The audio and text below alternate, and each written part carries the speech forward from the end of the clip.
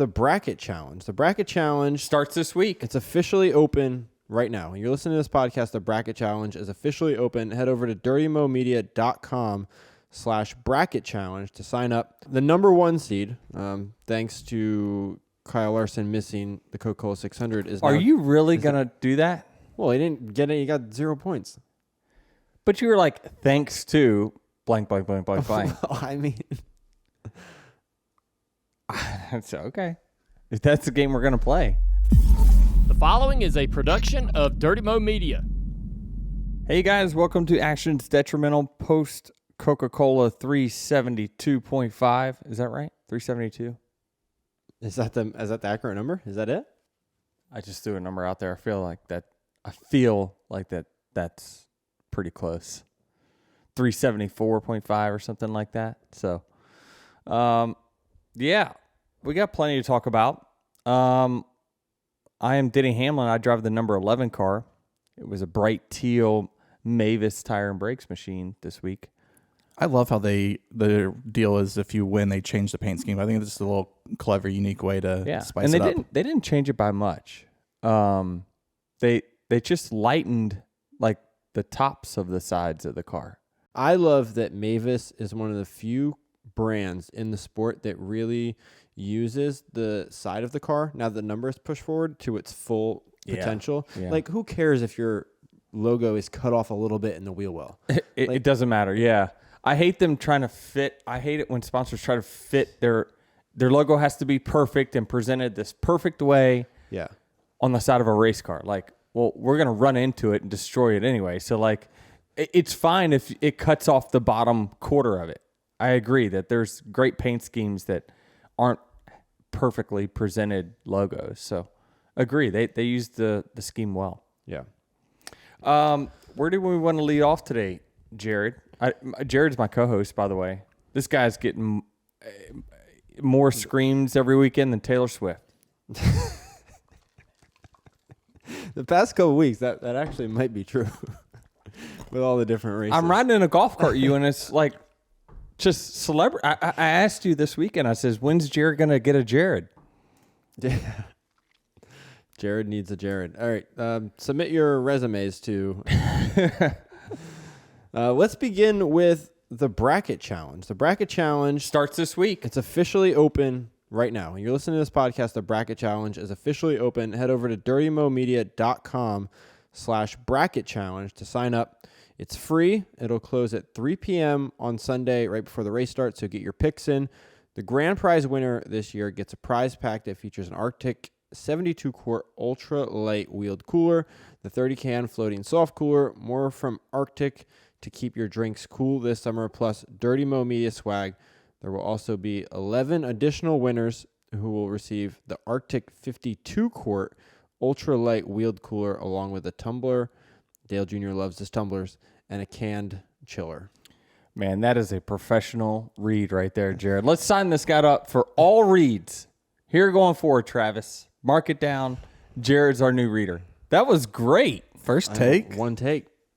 Live, too. It ain't like, you got a second arc to change it. So, I mean, not a stumble at all, especially with the Arctic. You're really pronunciating that very well. Arctic.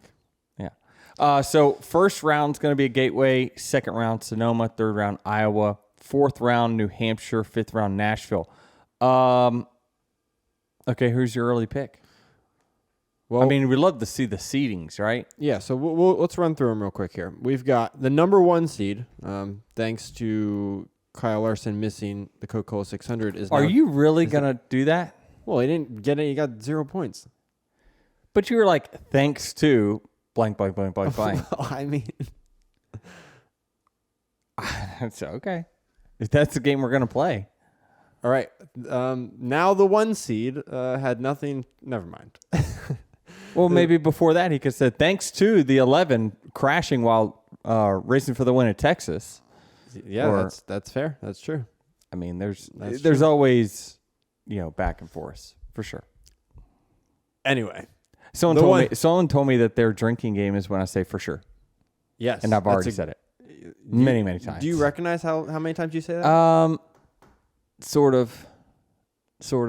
Yeah. I mean, you certainly do now that there's a drink. I'm trying to figure out an alternate to kudos or hats off, because I say that way too much as well, or it gets said too much. So we need to find another way to say to show gratitude. We need a thesaurus. Is that what you need some synonyms? Yeah, I need just another way to say, kudos. Well done. Well done. You deserve a round of applause. Great job. You knocked it out of the park. You're amazing. No, so that doesn't fit into the sentences in which I say it. Do you understand? Like, hats off to Justin Haley for another great run. Well done, Justin Haley. Another great run. That just doesn't sound as good. It just doesn't. Maybe because it sounds foreign to us. Well, hats off to Denny Hamlin, who's the 1 seed. Who am I up against this week? You're up against Justin Haley. Oh, shit. Are you serious? What do you mean? Yep. All right. Okay. Well, I got my hands full then. Could have a ultimate upset. You never know.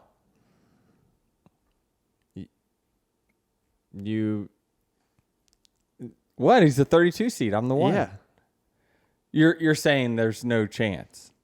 I'm saying, yeah, it would likely take a wreck. Yeah, of some sort or something go on for sure. But it ain't like, he's not gonna run 30th. So Sure. He's been in the teens. It seems like quite often. I don't know that he finished there in the Coke 600, but he ran there. So, well, the next matchup is even closer. The 16 and 17 seed, Chase Briscoe versus Joey Logano. Okay, how about this? I can't see them all. You just give me the highlights of who you think could be an upset, because we gotta get this going. All right. I like the Chase Briscoe Joey Logano matchup. Okay, there you go. I think Chase Briscoe is running better than his 16th seed, and Joey Logano still. Fair enough. Joey Logano is better at Gateway, so move on. And you would play the winner of that one, race against winner. That'd be your next matchup. Yep. Oh, in Sonoma? Yeah. 12 seed. Tough draw. 12 seed Ryan Blaney versus the 21 seed Noah Gragson. Interesting, but again, I mean, the edge, of course, is to Ryan Blaney. But I see what you're saying. There's an opportunity there for Noah to upset him. Yeah. The 15 seed Chris Buescher and the 18 seed Daniel Suarez. I like this one's interesting to me because Chris Buescher is a 15. How seed. can it be 15 and 18? That's 33. So it can't equal 30. Oh yeah, because it's a 32 and 1. It is. Everything is going to equal 33. Yep. Okay, so give it to me again. Chris Buescher is the 15 seed. A little low for the way he's been running, and the 18 seed Daniel Suarez. Yeah, the 99 has struggled mightily for some time. He ran better at Charlotte, but sure, there could be an opportunity there. He's got a good pit crew. He's got the ability to go fast. Yeah, anything can happen in that matchup. I see that. And the 11 seed Christopher Bell and the 22 seed Todd Gilliland. Yeah, I don't think that's a big upset coming. Again, upsets will come because guys fall out of the race and because that's just part of racing and there always is a handful that will fall out. You're just trying to predict really which one of the higher seeds is going to have a bad day, and good luck trying to figure that out. Well, I picked that one out because before Charlotte, Christopher Bell finished outside the top 10 in 5 of the last 6 points races. So, just yeah, you're begging to get knocked out with that for sure. All right, well that's kind of our little quick recap of the first round. Make sure you go to where, Jared? Go to dirtymomedia.com/bracket challenge. Do you have a winner yet, Jared? Do I have a winner yet? No. I was making my picks here before Denny came into the room. I got to the third round at Iowa, which is where I think you're going to have to really dial it in and, I don't know, get a little lucky. All right. But fill your brackets out. Yep. Tweet pictures at Denny. Let's see who you picked to win this thing. Yeah. All right. Well, that's this week. Off the track stuff, we had Ricky Stenhouse getting fined $75,000. Ricky Sr., reading this here, Ricky Sr. suspended indefinitely. I saw that coming for sure. Got 2 JTG mechanics suspended 1 suspended 8 races, the other 4. Holy Did you not see this last week either? Is this kind of new to you? I mean, he put hands on a driver. Isn't that kind of... That's what everyone was saying, was like, you put hands on a driver, you're going to get... No kidding. Holy cow. I mean, that's a lot. How much did the guy get that horse-collared me at Martinsville? I thought like 2 or something. I don't remember, but I don't believe it was noteworthy. I also believe one of the guys, I put his hands on the security guard, maybe 2. Yeah. That's a lot. Ricky definitely got the get into that exchange for sure. No penalties for Kyle Busch. Why was Ricky fined? Ross didn't get fined for punching Noah. I think they talked about that. I think that NASCAR's, their justification is they're saying it's because one was right after the race in the heat of the battle. The 2 just got out of the car, and the other one sat there for 2 hours and waited. I mean, I think that if anything, if I had to sit there in the infield and watch the race for 2 hours, I'd probably stew over it and get hotter in it. You know, they're saying one's premeditated and one is whatever the charge is when you emotions are involved. Right. So I don't know. That's I've been asked about it. Is it fair? Is it not? I think $75,000 was too much. I think you're hurting what you're promoting, because you're certainly, I mean, they definitely use this for promotion. However, they don't quote unquote like it. So certainly that amount of money will make drivers think twice about throwing hands, which I don't know that is necessarily a good thing.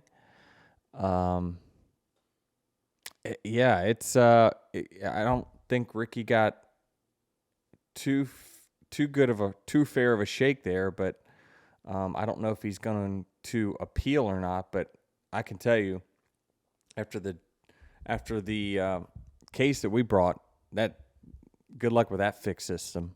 That's not gonna work. And I know you guys are gonna come at me, say, hey, do we want to edit that out? The answer is no. I'll just go ahead and tell you now. The answer is no. It is. It's come on, guys. They bring them in. It's moderated by a NASCAR official. I mean, come on. It's not. That system still could be improved. In terms of the crew members, Elton Sawyer said, I think it's fair to say that when you have crew members and family members that put their hands on our drivers, we're going to react. Which really doesn't go into much detail on why. So is there were no other crew members in any other altercations that we've seen over the last X amount of years? I mean, what about the Sanchez and Crafton? I saw crew members all up in the middle of that. I don't know. So it's managed by people, and people are inconsistent just by nature. That's just part of it, and that's what they thought was adequate for Ricky. Now I got a little time to think about it. It's probably a little too harsh, in my opinion. It is just fascinating how much exposure this gets through the push of NASCAR social media and whatnot. I don't know which specific people are involved, but there's certainly a group at NASCAR that loves this, right? Mm-hmm. Because of all the press. People like you, right? Absolutely. Yeah. But then I guess competition does not like this, but competition's the one who's handing out the penalties. I don't know. It's they do. But I understand that you got to show a little bit of control, right? That this is still your series, and you can't do nothing, because then you're opening yourself up to, well, the next brawl is going to get bigger, Right? And the next brawl is going to have more people and more injuries, and then next thing you know, you've got a star or the sport or whoever it might be out because of a fight. And that's not good for anyone. So they have to have somewhat of control. And this is their way of giving you a parking ticket and saying, don't do that. So for the average race car driver, what amount of money do you think is right there at the line where it's like, I really don't want to pay for this fine, but if I have to. It depends on who you are and what the money is different for all drivers. I don't know. I mean, because certainly the money comes from the drivers themselves. The team's not going to cover it. So, I mean, $75,000 is substantial to anyone in the field, for sure. Kyle Busch openly admitted to getting into retaliating to Ricky Stenhouse. Not after the race, but a day after, when he was on Kenny Wallace's YouTube channel. And there was no punishment there. What are you trying to say? I believe you got fined for talking on a podcast. I had a points penalty. Points and money. Yeah. Care to comment? Yeah, it's not fair. I asked Elton Sawyer. I've let's see, been 20 minutes since I asked him, so I didn't get a response on how it was different, because I wanted to give him an opportunity to explain that. I have not gotten a response, but if we do before the end of the pod, I will let you know. They are the same. They are the exact same. You played me the clip, and I was like, oh, okay. Well, he said, yeah, I meant to spin him out. I retaliated. Those are all the things in which I got fined for. So I don't know. To me, that the money didn't matter. It was more about the points. But certainly it seems like it's a matter of what gets the most media attention. I hadn't seen this. I didn't see this interview that he had. And so is it because it wasn't seen by as many people? Like, that's what why I think that none of what you say on a podcast should be held against you, no matter.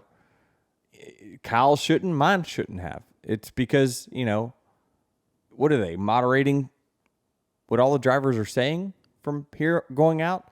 Which I think they are. That's part of the driver program, I think. So they're going to moderate what you say. I mean, this video did 150,000 views on YouTube, so it wasn't like it wasn't seen by... Okay, I get it.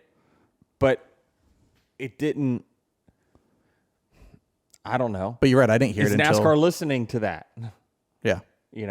That shouldn't be a factor. And they are the same, and there's no way you're going to convince me that they're any different. But I will let you know if I get a response on how that is different. Does it matter that it was in a non-points paying race? No. What does that matter?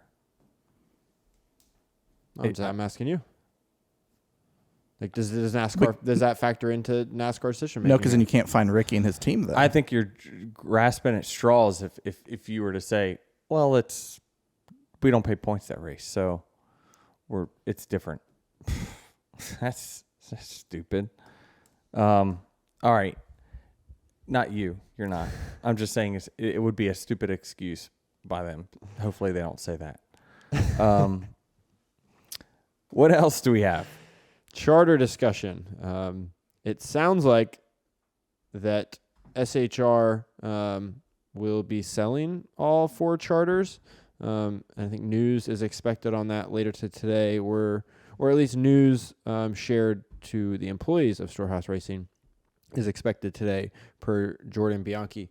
But also teams in this new charter agreement, teams are going to be limited to 3 charters apiece. Yeah, I mean, I think this is part of a grander plan from Jim France and what he wants. The problem is you've already got 4 teams. So if you limit to 3 in the future, it will always be an advantage to then have 4. And so,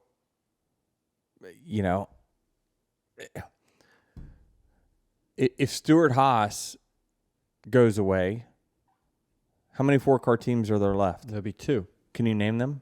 Hendrick and Joe Gibbs Racing. Are those the 2 most dominant teams? They are. Okay.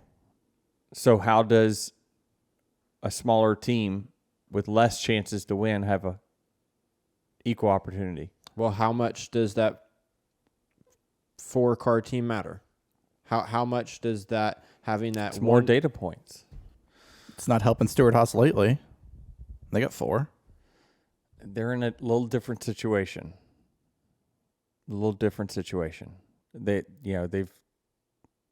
It's just different. It's different. They were really good for a while, and then it tailed off. But again, what's going to happen then is if you cap it at 3 and say that's all you can do, 2311, you can only be 3 for the rest of your lives. I'm going to say, well, okay, how am I going to beat Gibbs and Hendrick then? I mean, it'll be tough, and especially if they're trying to put some sort of salary cap or something into this thing. Like, it's always you're going to have more resources. The numbers are going to just keep going. The more you have, the more you have. So it's, I don't know that I necessarily agree with that for sure. For sure. But what about, But correct me if I'm wrong, but, your 2311 drivers are in competition meetings with JGR, right? Y'all are sharing data. You have the data for every other car because we deem it necessary to compete against them. Is we need to have more data points. So we pay a fee to Joe Gibbs Racing every year to have access to sit in those meetings and look at their data. So if you pay a big fee for it. So, okay, well, I think if you are going to tell every team that they're only allowed, 3 charters, whatever it may be, then you just have to also limit that teams are not to be sharing data amongst each other. Because if you're going to be sharing data anyway, what does it matter if Hendrick has 4 cars or JGR has 4 cars and you have 3 cars? Yeah, the problem with that is the point of entry into the sport will be extremely, extremely hard because, we have an alliance with Joe Gibbs Racing made it easier for us to come in. Because if I had to build all the infrastructure in which Joe Gibbs Racing has, all the CNC machine, because I think they manufacture about, this is a very rough number, like 200 parts and pieces that help put that car together that we cannot manufacture because we don't have the equipment to manufacture it. So we need them to provide that to us. So if we had to go and design, and all those parts and pieces had to get designed, they had to get, fitted to the next gen car and all that stuff, it would take forever for us to try to come into the sport, be competitive and all that stuff. But this, to us, was a shortcut way to get there where we wanted to go, and that is to be competitive right from the very first year. So what I'm saying is that you need these big teams to help service the smaller teams, but it will always be an advantage to be a bigger team. I can't figure out how it would be a disadvantage.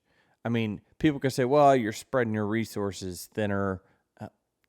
Well, then you shouldn't have that many which we're seeing, transition going on with SHR. But those 2 people have the resources to do it. So the more opportunities they have, the more data points, the more drivers have teammates that they can bounce each other information off of and setups off of, they're going to have an advantage. So grandfathering them in, I guess maybe is a way to say thank you for all that they've done to build our sport up. I mean, I'm just thinking hypothetically. Maybe that's the reason for it. But it certainly makes it more difficult to compete, they will always have a little bit of an advantage. Doesn't mean we can't go out there and beat them on any given week. We've seen 3-car. I mean, Penske, it's a 4-car team. They have Wood Brothers there, but that's 4 cars. That's not they've won the championships. They have 3 cars, but it's 4 cars over there. What do you say to the fact, though, that this would allow people to enter the sport because the teams are now spread, so you can't have as many teams with 4, so it opens up potential new people coming in and buying charters? I don't know. I mean, I think that they believe that there are drivers just wanting to be NASCAR Cup Series owners, that there's just they don't want, they don't want some owners, but they want other owners. And so I think that they would like to have the opportunity for those other owners to come in.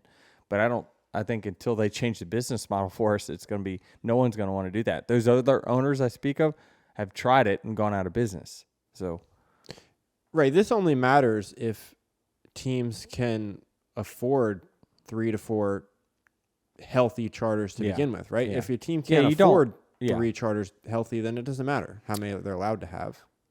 Yeah, it's just interesting that they're cabinet. I mean, certainly it seems like they don't want to have, which understandable. They don't want to have 6 to 7 owners, and then a few other guys. Like, they don't want to have 10 owners, right? They want to have 15, 20. That's going to be hard to achieve. But I don't know why they want so many, but maybe it's because if you have less, it's easier for them to get on the same page and have the same ideas and ideals. And, when they want something, you have to listen to that smaller group, but I'm not really sure. That's just something that's coming to head now. And we'll see here shortly, but, again, there's just things in the charter agreement that are changing that is being put in there by NASCAR that I don't think the teams themselves actually requested. Doesn't it also help by limiting the potential of, like, let's just theoretically say that Trackhouse and 2311 at someday are at 4 each, and JGR and HMS, and now all of a sudden you've got 12 cars in the playoffs, and it's from 4 teams or whatever. Or call it even more. That's what it's going to be anyway. Come see me when it's the final 8 or final 12. It ain't going to be, but it's just a couple teams in there. And you're just not going to stop that. They're trying everything they can. Parity, but it's the same freaking 3 to 4 cars that are up front every single week. You're not going to stop the best drivers, the best teams, the best crew chiefs, best pit crews from being the best. You're not going to stop that. So I don't know. It's it'll be interesting to see how it all comes together. But we, as I can speak for my group, just saying, we'd like to get a deal done sooner than later, because certainly it's hard to plan for the future when we don't have a charter agreement, and right now we don't. Yeah, before we move on from this particular point, Jordan Bianchi mentioned on the teardown that NASCAR wants to spread the charters. We talked about that. They want to see new ownership groups. We talked They about want that. some ownership groups. They don't want others. That's for sure.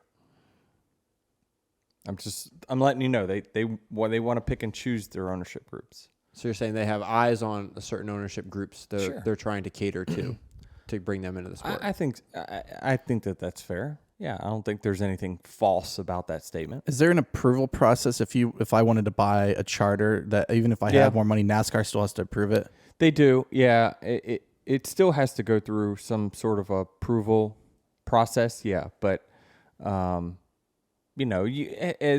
what team owners would want and what NASCAR would want is owners to come into the sport that spend money investing in the sport, because that's where you're going to see a payoff is to have, you want teams to have them that is going to make the sport better. Do the teams have vote? Like, I know NFL, the other owners have to approve a new owner. Do you have any sort of say?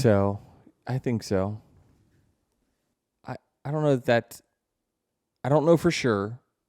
and I should know for sure because we either got voted in or out. I think we did. You do. You do have to vote them in, and I don't think there's been anyone that's been not approved thus far. It's like a NASCAR waiver. Has Stewart-Haas Racing been involved in charter discussions on the new agreement? Has what now? Has Stewart-Haas been involved in charter discussions in the new agreement? Yeah. They've been part of this sport for quite some time. So, yeah, absolutely. And again, we're all speculating on what the future might be, and apparently it might come today. But they might keep racing. And so I hate it, the kind of the narrative getting out there, oh, they're just going away. And, like, we don't know that. They could be keeping some charters and racing themselves to try to downsize, start over again, and then do this. So we don't know. So, yes, they've definitely been, and they've been a very important part because their ownership group over there, Brett Fruit is one of the guys that really has helped them for quite some time get where they're at. Really knowledgeable guy, and he's given suggestions and things like that to the race teams. And so you've obviously got Tony, who's been part of other racing series. And you got Gene, that's also been part of other racing series. So yeah, they've been in there. Interesting. Well, I can't speak on their ownership and what is going on behind the scenes and whether or not they will be closing up shop. But on the social media side, at least, they've done a heck of a job of branding that team this year, and bringing in an extensive team of social media directors and photographers and creatives and whatnot. So hopefully, if they do close up shop, that those people migrate elsewhere in the sport, because they've certainly been good for it. Yeah, they have some really good employees over there that certainly will have places on other teams and opportunities if that is the case. So that's what you hope for, right? Is that everyone's able to take care of their families and pick up somewhere else where they left off at SHR if it does go away. Got to imagine Ronnie Childers is like the number one free agent if that happens. Yeah, probably. Yeah. Should we get into the Coca-Cola 374? 0.7? I thought I saw a graphic or that was like 340 something. Yeah, let's talk about that. So I don't know. It was interesting because you kept thinking, I kept thinking throughout the day, Kyle's still going to get here. He's going to find a way to get here. There's going to be more rain in Indy. They'll push that thing back to Monday, and then everything's going to be okay. He's going to get to run both, even though the weather is destined to screw him over here on Sunday. And then just as it kept getting closer, I'm now watching the start of the 500 as,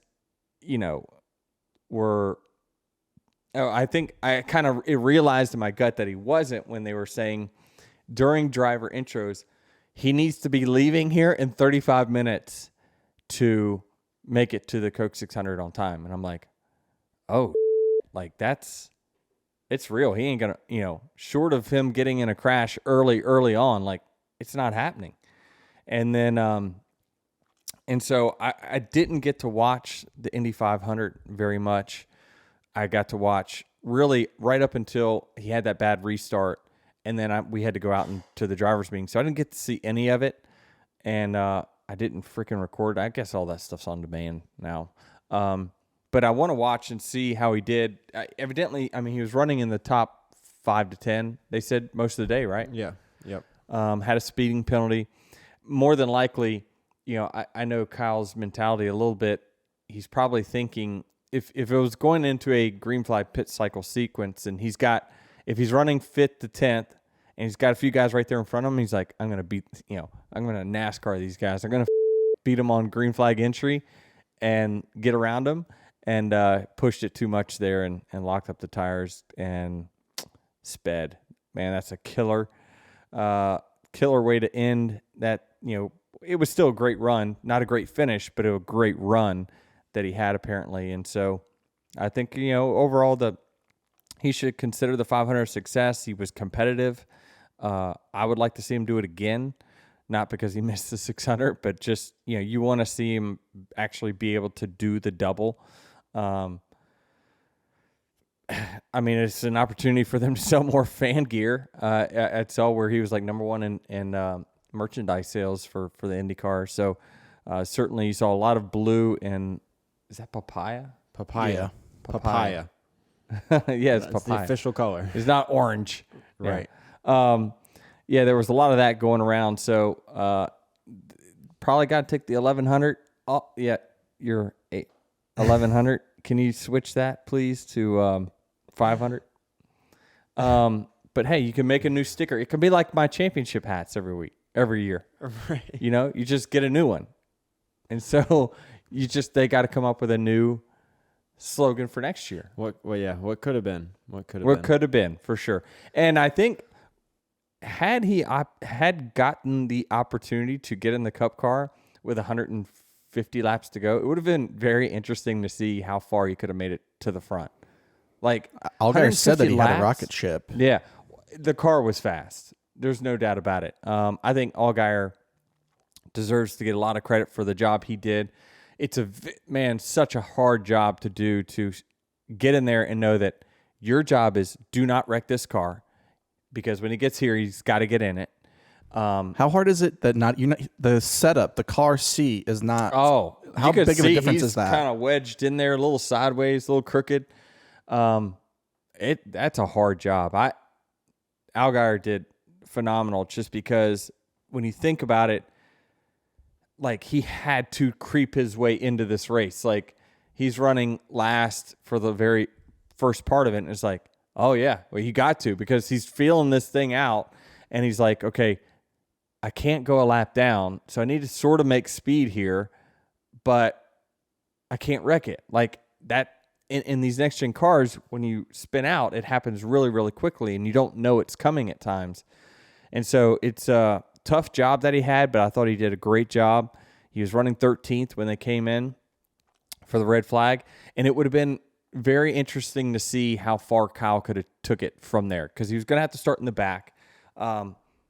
Certainly not unthinkable that he, without cautions and different strategy and things like that, there's quicker way you can make it to the front, but how far could he drive to the front? And my guess is in 150 laps, he had an ample opportunity to drive into the top five, and had a chance. It would have been really close if his car was as fast as, the 9, the 48, and 24, which likely it was. He would have been right towards the front right as the race was ending. So it could have been a really fun race. Even though his name wouldn't have been on the finishing position, it would have been cool to see him go through the field and finish well. Is there a part of you, I know you want to compete, but when you see Larson's not going to be in there and not get any points, is there part of you that's like, all right, I kind of like what I can make some movement? Well, it's certainly, if I'm being honest from my standpoint, I'm thinking, okay, we need to get a lot of stage points today. We need to finish well. We could have a 50, 60-point day, and then we could be leading these standings. Yes, that that is absolutely my mind, which that's why at the end of the first stage when we had the pit row was just a f***ing disaster market. It was terrible. And so then when we had the penalty on top of that, I was like, because every time I'm about to get really good stage points, something takes us out of that. And even though we've scored very high on stage points relative to the field, for the most part, we have left so many out there because of ill-timed cautions or whatever, penalties, this, that, and the other. So it just was like, damn it. That's that extra stage that was in there. We've got 3 stages worth of points and then a finish. I'm like, this could be a huge point day and something that matters towards the regular season. So yes, it enters my mind that I need to optimize the day. Do you get stage points when the race is called? Do they say, okay, the running order at lap 233 is going to be the finishing order for stage 3. Yeah. And you're awarded stage points for stage 3, Yep. even though it wasn't run. Yeah, Bob Proctor's actually tweeted that yes, they gave us 3rd stage points and the finish from where we were at in the rain, since we weren't at the end of a stage. Because I asked you that before I walked out of And the I didn't know bus the and you answer. didn't- Yeah. Yeah. I thought that was probably the case. Yeah, so the stage still does exist. It just ended right then. Right. At the same time it ended the race. Did your lack of stage points in stage 1, is that because of your pit road issues? What sucks, and I watched the race back, and I'm like, dang it. No one got to see how fast my car really was.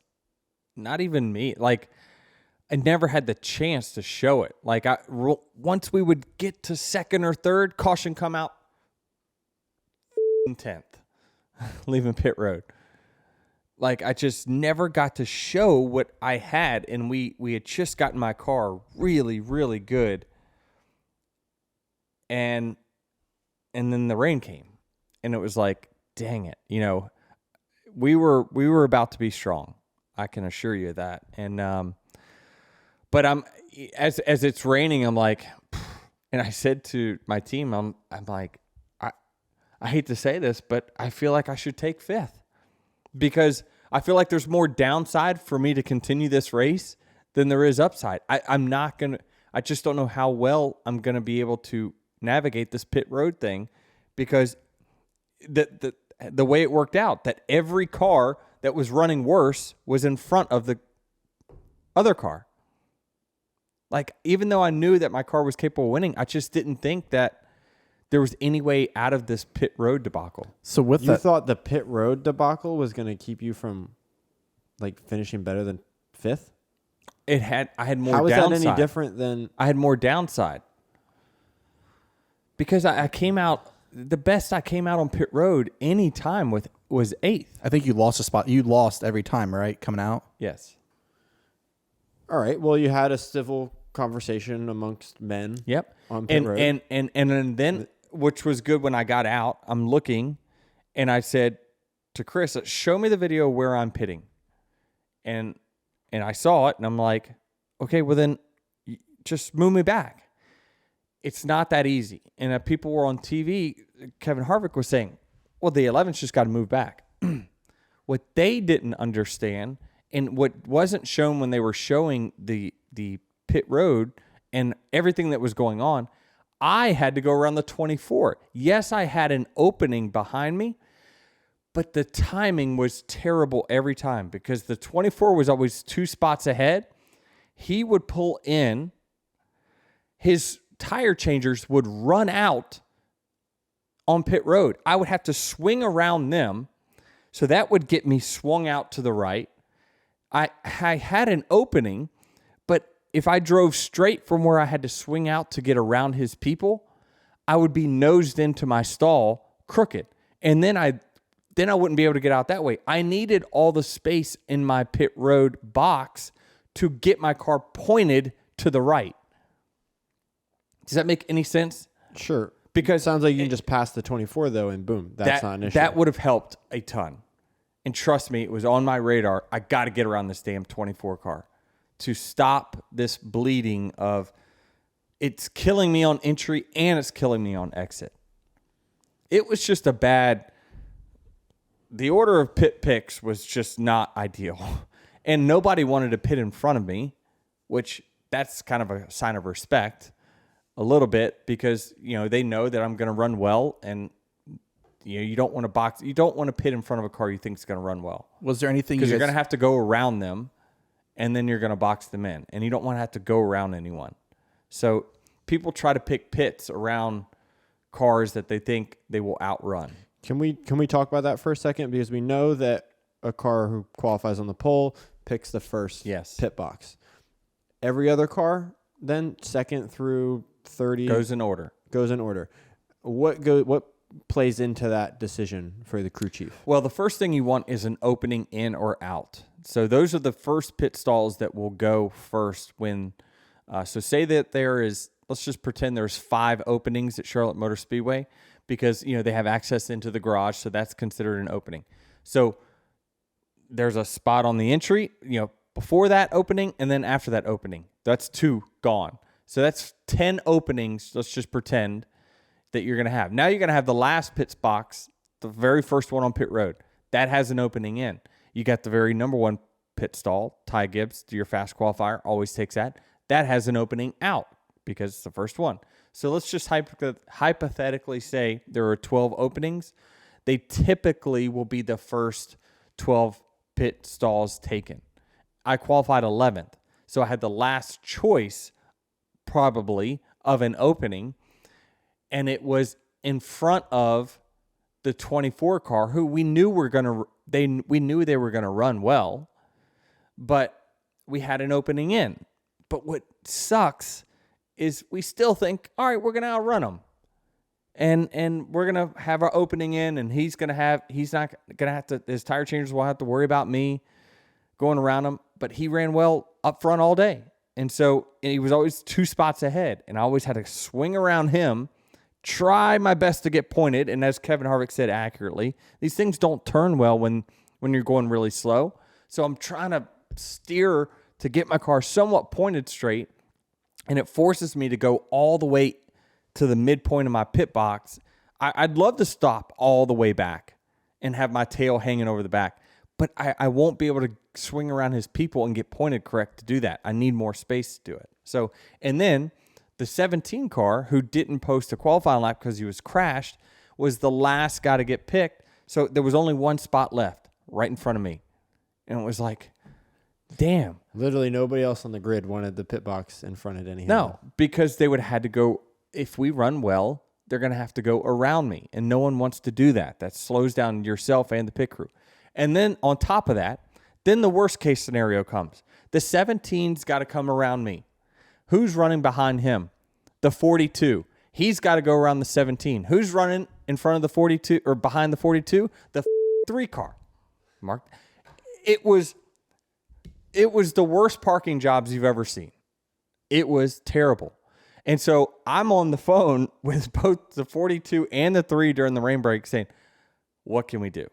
Because Scott Graves, Buescher's crew chief, and Chris came and was like, we're trying. Like, the last time, we went deeper. Was that better? I'm like, yeah.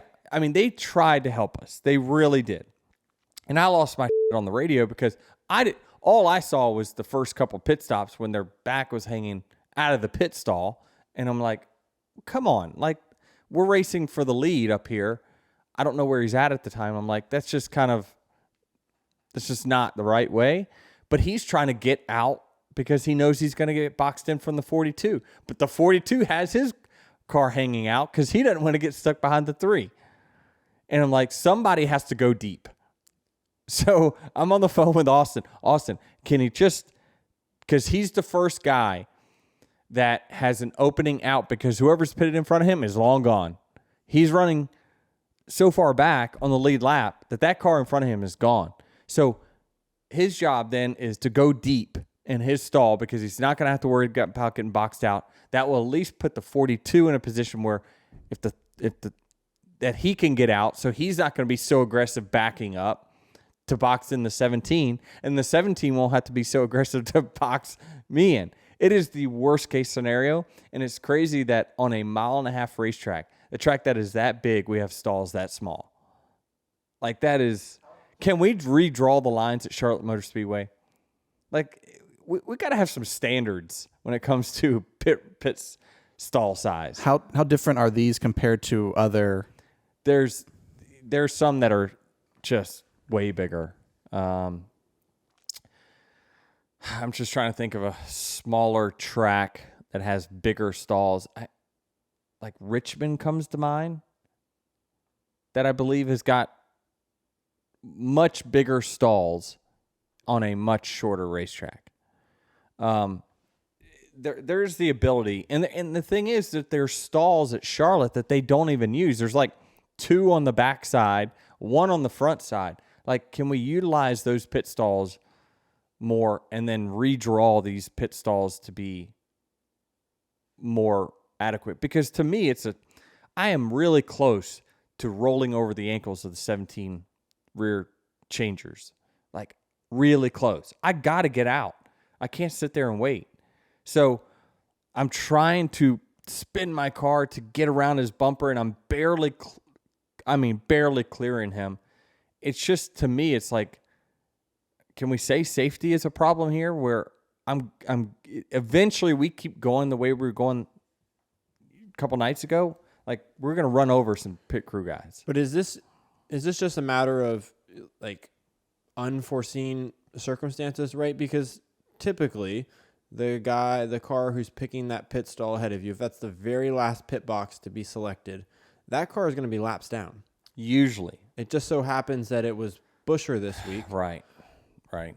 And Reddick. Buescher and Reddick had no choice of pit stalls. What ended up great for the 45, the two in front of him were lap down cars. The only two lap down. So he had a clear in, clear out, and he had no choice of pit selection. Like, how often is this actually It doesn't happen often, but when it does, you certainly got to have a heads up in your brain of like, oh, people are not going to want to pick around us, so it might be a good car that gets in front of us. But I mean, it's hard to predict that.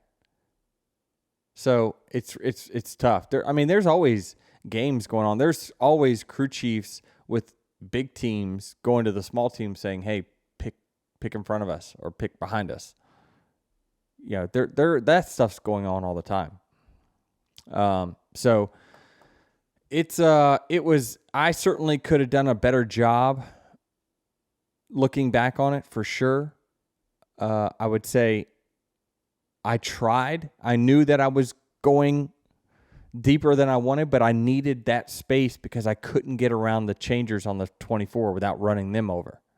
So it's just a tough spot because we're on a big track and the stalls are so small that it created the worst case scenario because everyone who was running better was one stall behind. And we needed somebody to mix up the order. Like, let's just pretend we could get Austin Dillon to run ahead of John Hunter Nemechek. He then could park normal and straight in his box. Then the 42 would come in later and know that the 3 is now going to be gone. So the 42 will now get to go deep in his box because the 3 came in before him.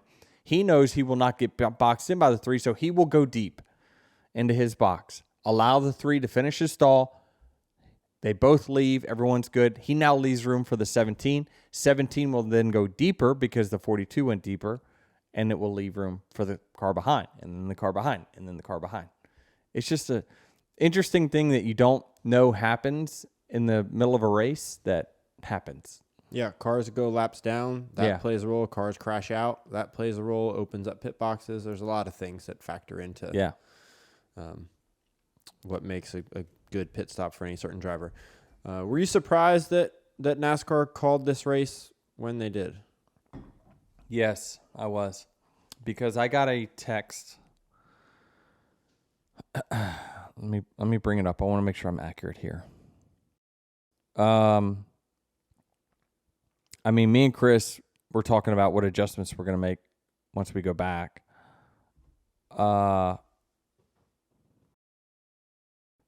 But he said, like, we need to stay close because the track is drying quicker than we thought.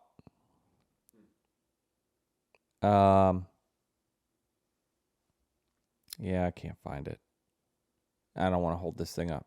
But basically, he was like, hey, we're getting close, so just be ready. What do you need out of the car? Blah, blah, blah. And so we're talking about it. And so I said, all right, I think we need to be here, there. I need this. I need that. And so we thought we were within 30 minutes of going back. And that goes against what other Dirty Mo podcasts have said. Yeah, they said, I guess Jordan said that he looked out and it wasn't close. He said the track was still wet, and even other crew chiefs. Well, it wasn't dry. If it was dry, we would be out there. Of course, it was wet, but I think he's giving you a very broad statement and saying that it was wet. It was damp in some areas. Yes, it was still damp, but it was There's wet tracks, there's damp tracks, there's dry tracks. It was on the verge of being dry really quickly. So once you get the top layer of wet off, like the actual sitting water, and you now just have a somewhat damp track, it's going to dry. And what NASCAR was saying is that, well, it's humid, so it's not drying. The only counter to that, and what Jordan also said, is that there was no track drying at all, nothing drying the track, and 1 hour later, it was dry by itself. So, would it have taken longer than they expected? Yes. Should they have ran the Coke 600? Yes. I mean, if it, again, listen, I'm probably not a fan of racing at 3 in the morning, 3:30 in the morning, whatever.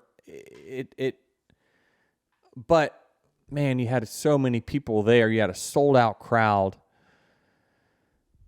You just had an hour and a half of drying, so it's not like you had to start from scratch. Like it was there. Like one more quick pass around, and I felt confident from the track cameras that I saw. I felt like it was pretty close to like getting us out there, getting us suited up. We're going to finish pit road. We're going to let you run. Like, I think they canceled it at like 11:15. Is that correct? Somewhere around that. I thought in my mind from what I saw that by 12 o'clock we would be racing. That might have been wrong. It could have been plus minus 15 minutes. Let's just say it's 12:15. They needed one more hour. Just letting you know, at 12:15, the track was dry. So that, do you think you got 2 more hours of racing? That puts you at, 2:15, 2:30. Is it too late? That's pretty late. They started an F1 race, by the way, at 1 a.m. in Vegas. 1 a.m. Eastern, they started it. Hell, they ran practice, I think, at 3:30 in the morning in Vegas when that whole pothole or whatever happened. I mean, what does it matter? The people were there. How much does a role? It matters probably to TV. I was gonna say, how much of a role does TV play into this? That's hard to speculate. But you got to think that it had a role because TV has such a big influence on what you see every week. And I don't mean like what you see from a camera. The show, the distances, the dates, all that. TV is the control arm that does it all. So I don't know how much of a role they had in it. Who knows? I mean, is it union? Are they punching out saying, hey, we've reached our 8 hours, we're out of here? I don't know. No idea. I don't know. That's surprising because I look at, tweets about the Indy 500 coverage, and that was up 8% from last year and 10% up from 2022. So people were watching a rain-delayed Indy 500. I'm assuming a big factor in that was Kyle Larson effect. Yeah. But now you have Kyle coming back to NASCAR fans tuning into the Indy 500. Right. Yes. And now you have Kyle Larson coming back to the Coke 600 to get in the car. Surely you're going to have people, you would think, IndyCar fans watching the Coke 600. You would think so. And that no matter what, I agree. And people are going to, if they're going to stay up late, it's the night before Memorial Day. Correct. Right? So you had the people there. People on TV would want to see Kyle Larson running. I think what could have helped if the communication was better on all fronts. I think what made this most disappointing was that the rain stopped at 10:15, 10:30, whatever it was, and it committed to drying the track. I thought as soon as the rain came at whatever time that was, this is over. It seems like when you start committing to drying the track, you're going to see that through. We have not seen it's been pretty rare that they start the process and say, no, just can't do it. Right. Especially, I saw dry pavement. We have access to track camera feeds, and we can see that it's it's getting there. It's getting there. And I just think it was surprising. Some would say disappointing if you're a fan, for sure. I mean, I think that they hammered this race on the Jeff Gluck poll. I think that people wanted to watch Kyle Larson get in the Cup car and make a run at it. I think they traveled all the way to Charlotte to see the Coke 600, and they didn't get to see the full thing. I mean, for an example, the race that I won in 2022, I remember doing my interviews at 2:30 in the morning. That race was 6 hours and 19 minutes long. So it went way past 12 o'clock when it finished. I got home one morning from the Southern 500 at like 4 a.m. If you're thinking, let's just say this. It's easy to Monday morning or now Tuesday morning quarterback this thing. But if you're concerned about when the race is going to end, make it 500 miles then. At least give us a chance to say, hey, boys, we got 100 laps left. When we go back, you got 100 laps. Saddle up. We can't get all 600 in. We're going to do our best to get this track dry. But when we go back, heads up, you got 100 laps. We're going to the Good end luck. of stage 3. That would have been 50 more laps. Yeah. But, you could cut 100 miles out and you would cut out at least an hour, more than likely. I mean, not if it goes green. I get it. The math doesn't add up there. But you could run the Coca-Cola 500. I just think that you gotta, you were making progress. I would have liked to seen them see it through. And I just feel from my perspective that they were close to, the drivers were getting ready. We all see the same things. The track was making progress. It just, all of a sudden they shut down the Titans or the jet dryers and was like, uh-oh, are they about to call this thing? And sure enough, bam. I think it's really telling that at 11:30 at night, there's a roar of boos and the Speedway from fans who were disappointed that they called this thing. Like at 11:30 at night, you're thinking, okay, time to go home. Let's go to bed. But people were clearly there that wanted to see. It was a sold-out crowd. A lot of people camped. A lot of people, spend, a good bit of money to come out and support this race, and they want to see it. They want to see it through. And when you have one of your biggest stars just arriving, getting ready to get in, you've now got another storyline. But instead, can't even talk about that because it just never happened. So I have a solution. All right. Let's scrap the Roval. Amen to that. Rerun the Coke 600 in a couple months. Yeah, need to. Or at least the other. I need an explanation. While coming into the racetrack, there is a road course being built behind Charlotte Motor Speedway. Can someone on social media tell me what that is going to be for? It has lights as well. It's somewhat hidden. I've not seen any things about it, but can someone on social media tell me what is this road course being built in? It's kind of like in the wood, like it's got trees around it. It's pretty. It's somewhat narrow, so I don't know that it's going to be like an actual. Denny Hamlin keeps complaining that our Roval is raced in the parking lot of Charlotte Motor Speedway. Hey, we're gonna I'm not take the only it one that says and move it outside the track. We have on real ovals pavement. are the strong point of next gen. What are we doing running through the parking lot at the Roval? I do not know. And now they reconfigured it. Great.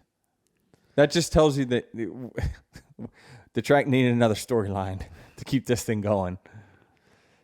Christopher Bell is declared the winner of this race, his second race win of this year. I don't know, crown jewel win, right? I love Christopher Bell in Victory Lane. His voice always gets higher and he talks faster. If you listen to Christopher, and I listen to him quite a bit because he's a person you want to listen to in our meetings, the way he talks there versus when he's happy. When he's happy, he changes his tone. His literal tone of his voice changes. It gets higher, and he speaks faster. And I love that because I can always tell Christopher's feelings based off of how he's talking. And so it was good to see how full of joy he was and his wife was when they called it. You know, they were celebrating in the motorhome. I'm happy for Christopher. He's had a tough go the last few months with some wrecks and whatnot. He's had speed, just couldn't finish there. But certainly a deserving winner of the race, given how strong he was all day. Yeah, how just I'm disappointed that we didn't get to see it play out. I feel like it was just getting... It was about to come to head. The 11 car was going to come to the front. We were hanging around 4th to 5th, and then a caution would come out. We could go back to 10th, then we had to go back 4th. We were going to be up there. The 5 you would have thought he would have been driving like crazy to get himself back to the front. It would have been an interesting battle for sure. 24 was up there all day. The 23, the 45 had just come from the back to the top 5. So it was the 6 was making a run. Like everyone was starting to make their run to the front right as this thing ended. So it would have been interesting, but at the specific time, the fastest car won. The 20 car won. He was the fastest car. The first couple of segments, I thought pretty consistently. You would say there's not really an argument there for one person or the other. He was the guy. And when he put himself up front when that rain came. So the best car and driver won during that given time, and they deserved it. Did teams know, or were they prepping for this rain that this could, we could knew be it was the end of the race? Yeah, I'm assuming all the drivers kind of got a heads up about it. Chris told me at the end of stage 2, so last lap 200, he says, I think it's going to be here in about 25 to 30 laps. It came out in about 40 laps from there.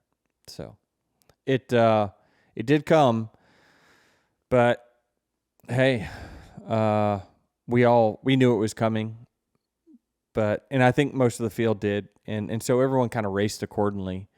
Probably those last 50 laps. Does this put Christopher Bell in that 4th car pick for your final 4 drivers? Does this move him up? I don't like overreacting too much to week by week. I think that they clearly had the capability and speed to do it. They've shown that year after year. I think they made the final 4 2 years in a row. He's now getting some wins to get some bonus points. That's one thing he hasn't had a ton of leading up to the previous seasons.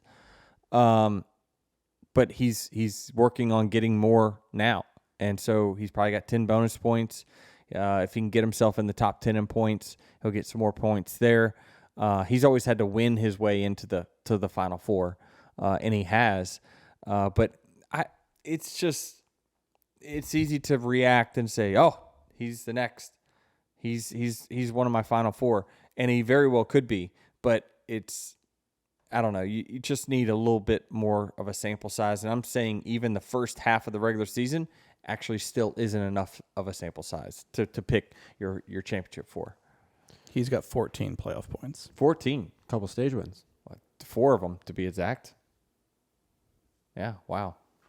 Didn't realize that. I got one Dear Denny for you, and you kind of already answered this. Is it too late to scrap the Roval? I think a better question is, could you change a race mid-season? It's a little easier when the race would be at the same track, but could you decide, hey, we're not going to do the road course, we're going to switch it to the oval? I'm not sure. I don't see why not. It's the track owns the date, and they change tracks all the time. Track treatments, and I don't know. They change tracks all the time. So I don't see a reason that it couldn't. Yeah, it won't. But they're already trying to sell this. The extra corners there for the Roval. for the passing zones. For the record, it will be better. I do think that, the added, I think, turns 5 or 6 or 7 or something like that, it's creating a couple more heavy braking zones that will allow for the chance for passing. Certainly the tight corner down there in NASCAR turn 1 is going to be a calamity corner. I think it's going to get jammed up with cars when someone gets turned sideways, but I think chaos is part of what we do and what part of what people love at times. So, we would all love to be on the oval. There's not I'm not going to say not a driver. There's probably 4 drivers that would say, yeah, keep us at the Roval. There's 32 other ones that are like, no, put us back on the oval where we belong for sure. They started this Roval because the racing was hard. It was a hard sell when we went to the Charlotte Oval for the playoffs. People didn't turn out, and I would argue people are not turning out more for the Roval than what they would for the oval nowadays. So I think that our car has better racing on the ovals, and obviously we're still trying to figure out how to make this thing, be competitive and race well and not be terribly tight in traffic on the road courses. I have one Dear Denny question. Okay. Should Kyle Larson get his waiver? I do. I got asked that question by a couple people at JGR, not executives or anything, people that I work with. You might have been on the golf cart. No, you weren't. I think you were still Indy. But they said, so you think he should get a waiver? And I said quickly, yeah, absolutely. They're like, really? So what if you want to go race Le Mans next year? Should you get a waiver? I said, that's a good point. I didn't think about it like that. What defines a major event is there are lots of major events. Now, again, if Kyle wasn't missing this to go to a high limit race, he was missing this to do the Indy 500. And the Coca-Cola 600. And the Coke 600. I don't know how NASCAR feels about him choosing Indy over the Coke 600, but I think it would be hard-pressed for you to convince me that the Coke 600 is a bigger event than the Indy 500. Would anyone make that argument? Clearly it's not. They canceled it halfway through. Ding. I don't know. I think yes, he absolutely should. I think absolutely he will. I would think that they would have a tough time.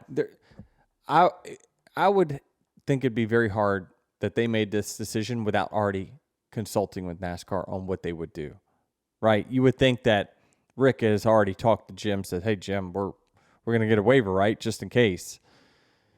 Maybe that happened, maybe it didn't. I have no idea, but you would think that some executives would have some talks with NASCAR on the worst case scenario.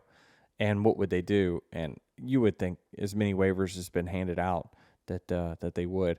The only difference, and I saw people say before, well, Chase Elliott got one when he was suspended. Yeah, but he wasn't allowed to race. Kyle was allowed to race and had an opportunity to race. He didn't have a physical injury, because the other waivers that have been handed out is because of suspensions that NASCAR has said, you will not be racing. You do not have the opportunity to race. Or there's been other physical injuries that has kept people from competing, like an Eric Jones, for example. This is just a unique situation for sure that, my guess is they will, give them a waiver, which is fine by me. Absolutely. I mean, I want to compete. I want to compete with them in the playoffs. Would you also hate that if this is the year you won and he didn't get it, that there might be an asterisk then? Oh, Jesus Christ. Can't ever win. Even when you win, you lose. I think we had a post. Even when I lose, I win. But even when I win, I lose. So, yeah, I don't want to hear that nonsense. Yeah, it's a tough predicament for everyone to be in. Listen, he lost out by not being able to collect any points for the 600, right? I mean, that really was the penalty in my mind. I mean, and I think it's a fair one. Yeah, that's a significant penalty. Christopher Bell made 67 points in this race. Yeah. That's almost a 2-race advantage that Kyle Larson missed out on to Christopher Bell. Sure. Right? Like, if you had won the race, you would have gained 67 points on him. That's significant. Yeah. Yep. Instead, it was 45. Yeah. I think one thing that's just overlooked is how much this is good for NASCAR, right? Like, the whole documentary crew that's been following him for the last year, and the documentary they're putting together of Kyle Larson running Indy 500 and the Coke 600, like, when that inevitably comes out, like, that's good for NASCAR. Like, there's more good in this than bad, I think. I had a friend that doesn't follow racing at all text me, why is Twitter going nuts about tracking a plane? So, like, you were pulling in people that don't give a damn about racing. Yeah, it's good. It's good for both series, IndyCar and NASCAR. It's good for both, mutually beneficial for sure. I think we saw that in the ratings. You can't. It's hard to argue that a rain delayed start is up 8%. So, I mean, I don't think that we need to solve that riddle. Before we close this podcast out, do we have any updates on Ricky Stenhouse's fine from upper management at NASCAR? Oh, let me check. Negative. No response. I at least tried. You tried. We did our... So we're going to just give our opinion and say it's a total sham. And he should have got the same penalty I got. And you're not cutting that out, Travis. No. Don't even ask. Don't ask me. We had a review this week from Jay Hardy 63. When I meet fellow race fans, I love the cringe I receive when I tell them I am a Logano and Kyle Busch fan. I never really had an opinion on DH until the rear. How's that? This guy's got problems anyway. If he's a Kyle Busch and Logano fan, that's oil and water. I tell you what, I'm picking up this read, though. I never really had an opinion on DH until the roar of the boos after Bristol. Needless to say, I've grown to love the podcast and all the ways DH is using it to affect the sport. Thanks to the great show and all the ways it's changing NASCAR. Oh, great. Appreciate that, Hardy. You didn't even read the full. Isn't there one more line? No, yeah. There's not. Oh, it should have said in parentheses, someone else can boo him for this review. Yeah, he's giving away his boot to someone else. Nice. He's passing it. Nice. All right, well, thanks for that review. We appreciate that. Appreciate you listening. I don't know. You might need to get your head checked if you're a Logano and Busch fan. So I appreciate your review, but I can't. You're gonna have to hit me up on social and let me know how you became fans of both, because these two guys might be as opposite as you possibly can get, and maybe that's what he just wants to cover his bases. Right, I know where he's coming from. I get it. You know? Yeah, but you're financially obligated to. Oh yeah, Better Half Dash, is that tonight? Tomorrow. Yeah. Jordan's doing good. Yeah, I think her time was really competitive based on the purple vest go-kart race. I think Jordan's time was super competitive. What were you running in that race? I think the best I've ever run at Trackhouse GoPro is like a 66 or 65. And Jordan was running that, right? Yeah, she was. Also, I've heard that the carts are different, so Denny, if you can find a way to make sure she gets one of the good carts. Yeah, I don't think it's going to matter in that race. I don't think equipment's going to matter. I hear, so the favorite, I think, is Justin Haley, or Nemechek's. Help me out here. Taylor Nemechek. That's going to be my pick. One of those two. We'll see. I can't remember who was competitive last year besides Zane's wife, McCall. And she is no longer in it. She's passed over the torch to whoever takes it this year. I heard there were some massive wrecks in this race last year. There was. Are you going to film this, Jared? I will be there. Okay. I think Yeah, I'll be there. Yeah. I'll be there. We're hoping to get a good points day. A good top 5. Good points day. This is the only race. This is the Daytona 500 and the championship. We want to. All right, how about this? Let's get her on the podium. Right? There they we have go. a podium Yeah. there, Have a right? podium. All right. We're Top hoping to get the fish on the podium. All right. Well, thank y'all for tuning in, and we will see y'all next week.